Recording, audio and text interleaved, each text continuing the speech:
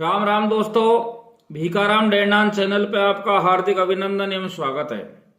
दोस्तों, आज मैं आपको बगड़ात पुराण का 9 नंबर का भाग सुना रहा हूं। 8 भाग आपको मैं पहले सुना चुका हूं।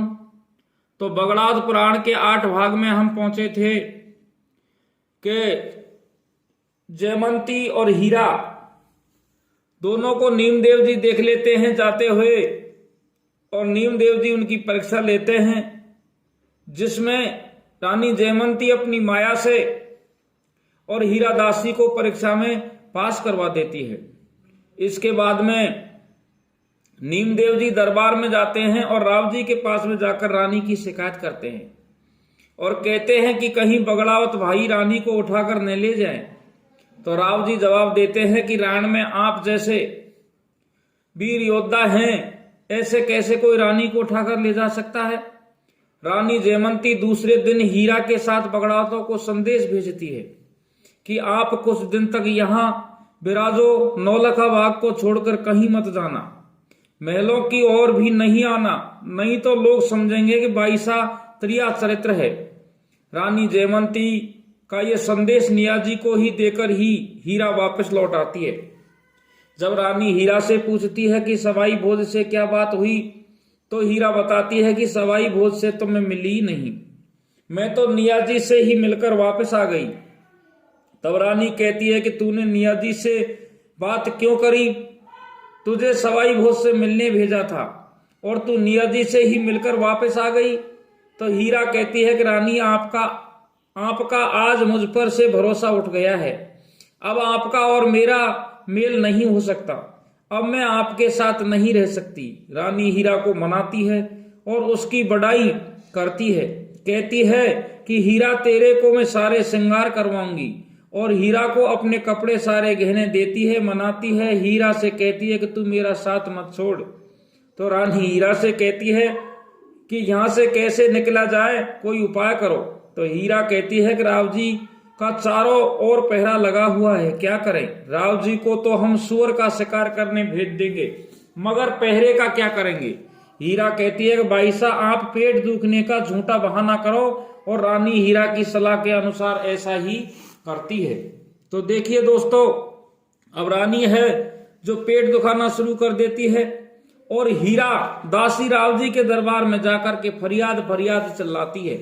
राव जी से पूछती है, राव जी पूछते हैं कि हीरा क्या बात है। तो हीरा कहती है कि दरबार में बाईसा का पेट में बहुत दर्द हो रहा है और लगता है बीमारी इनकी जान लेकर ही छोड़ेगी। तो राव जी नीमदेव जी से कहते हैं कि भाई नीमदेव जी, रानी जी की बीमारी बढ़ती ही जा रही है, कोई अच्छा जाना माना कोई भोपा को पता करो। तो 6 महीनों से ये बीमारी निकल नहीं रही है। तो नीमदेव जी उर्दू के बाजार में आते हैं, वहां उन्हें चावड़िया भोपा मिलता है और नीमदेव जी से कहता है कि डायन, भूत, प्रेत, मूठ, दुष्ट आत्मा को तो मैं मिनटों में खत्म कर देता हूं। उसे नीमदेव जी अपने साथ महलों में ले जाते हैं। नीमदेव जी हीरा जी से कहते हैं कि इसे ले जाकर तेरी बाईसा को दिखाओ। तो हीरा भील को रानी जयमंती के महल में ले जाती है। तो रानी अपनी माया से भोपा में भाव डाल देती है, जिससे भोपा राव जी के पास में जाकर के रानी जयमंती भोपा को सारी बात बताती है कि मेरे पेट में कोई दर्द नहीं है, मैं इस तरीका से बगड़ावतों के यहाँ जाना चाहती हूँ। तो अब भोपा समझ जाता है और भोपा राव जी के दरबार में आकर के रानी को कहता है कि मैं रानी को ठीक कर सकता हूँ। भोपा ने बताया कि रानी जयमंती ने भैरू जी से अपने लिए राजा जैसा वर मांगा था शादी से पहले, लेकिन उन्होंने राजा जैसा वर तो पा लिया, मगर भैरू जी की जात अभी तक नहीं जमाई, इसलिए भैरू जी का दोष लग रहा है, जात जमानी पड़ेगी। तो नीमदेव जी हीरा से पूछते हैं कि जात जमाने में क्या लगेगा। तो हीरा बताती है कि 12 मण का पुआ और 12 मण की पापड़ी और 12 मण का सुअर, जिसके बाल खड़े नहीं होवे, खून निकले हुए नहीं हो, वो बाईसा पर बार कर छोड़ो, उसार कर छोड़ो, तो बाईसा बचे नहीं तो नहीं बचेगी। और ये टोटका राव जी के हाथ ही लगेगा और किसी के हाथ से सुअर नहीं चढ़ेगा। और ये बात सुनते ही राव जी सुअर का शिकार करने के लिए अपनी सेना लेकर के तैयार करके हुक्म देते हुए सभी उमराव, दिया जी, कालू मीर, सावर के उमराव और राव जी के खास सरदार 500 घुड़सवार तैयार। इतने में दिया जी ने कहा, राव जी महलों में पहरा अच्छा लगाना, क्योंकि 24 बगड़ावत भाई नौलखा बाग में डटे हुए हैं, वो कहीं रानी को उठाकर न ले जाएं। तो राव जी कहते हैं कि वो तो मेरे ऊपर छोड़ दो, उन्होंने ही मेरी शादी करवाई है, जैसा और पैसा भी उन्होंने ही खर्च किया है, वो ऐसा नहीं कर सकते। फिर राव जी शिकार करने के लिए तैयार हो जाते हैं, चल देते हैं। नीमदेव जी को पहरे की जिम्मेदारी सौंप कर जाते हैं। इधर रानी जयमंती अपने पसीने से एक सुअर बनाती है और उसका वजन 12 मण का होता है और अपनी माया से उसे राव जी के आगे छोड़कर कहा कि ये सुअरा राजा को नाग पहाड़ से भी आगे दौड़ाता हुआ ले जाना। सुअर से कह दिया कि ये राजा है, राव जी उसको नाग पहाड़ से भी आगे ले जाना और 4 दिनों तक वापस आने का अवसर मत देना। इस तरह राव जी सुअर के पीछे पीछे नाग पहाड़ से आगे निकल जाते हैं और नाग पहाड़ पहुंचकर वे माया से बना हुआ सूर है जो गायब हो जाता है। तो चलिए दोस्तों, अब आगे का प्रसंग इस तरीका से है कि जब गायब हो जाता है और राण के राजा राव जी सारे सामंतों को शिकार के बहाने दूर भेजकर रानी जयमंती और हीरा बगड़ताओं के साथ भागने की योजना बनाती है। राव जी शिकार पर जाते हैं, समय नीमदेव जी को पहरे पर लगा जाते हैं। रानी का ध्यान रखना। रानी हीरा से कहती है कि हीरा, राव जी तो गए पर नीमदेव जी को पहरे पर लगा गए, अब क्या करें, उपाय कैसे करें। तो हीरा कहती है कि मैं बाजार से जहर मंगवाऊं और लाडू बनवाऊं। जहर के लड्डू बनते हैं और भैरू जी को चढ़ाकर हीरा सबको बांट देती है। जो भी लड्डू खाता और वो 4 घंटे की नींद सो जाता। जहर किस बात का था? जहर था नींद आने का। तो वो 4 घंटे के लिए सो जाता है। जिस रास्ते से जाना है उस रास्ते में हीरा सबको लड्डू बांट कर वापस आती है ताकि उन्हें जाते हुए कोई देख ना ले। तो चावंडिया भोपा लाडू खाते हैं तो हीरा से कहते हैं कि हीरा, मैंने तो मीठा मुंह कई वर्षों के बाद में किया है। हीरा कहती है कि लाडू तो सबको दे दिए, मगर नीमदेव जी की सवारी महल के सामने घूम रही है। हीरा कहती है कि रानी श्रृंगार करो और पीछे के रास्ते से बगड़ावतों के यहाँ चलते हैं। तो हीरा रेशम की डोर लेकर आती है और उसकी रस्सी बनाती है और महल के पिछले वाले खिड़की से रेशम की रस्सी डालती है, जिसके सहारे दोनों महल से बाहर निकल जाती हैं और रानी और हीरा दोनों नौलखा बाग के बाहर आकर अपनी माया के प्रभाव से बाग के दरवाजे के ताले खोल देती हैं। ये देखकर बाग का माली रानी जी के पांव छूता है और रानी जी बगड़ावतों से मिलने अंदर आ जाती है। सवाई भोज अपनी बुलंदी भूली घोड़ी पर रानी जयमंती और नियाजी अपने नौले के घोड़े पर हीरा को बैठाकर राण से भाग निकलते हैं। रास्ते में रानी सोचती है कि बगड़ावतों की परीक्षा लेती हूँ और देखती हूँ कि ये राव जी की सेना से मुकाबला करेंगे या नहीं करेंगे। तो दोस्तों, अब सभी भाइयों से निवेदन है कि अब तक तो ये कथा रोमांचक नहीं थी, लेकिन यहाँ से आगे अब ये कथा बिल्कुल रोमांचक हो जाएगी।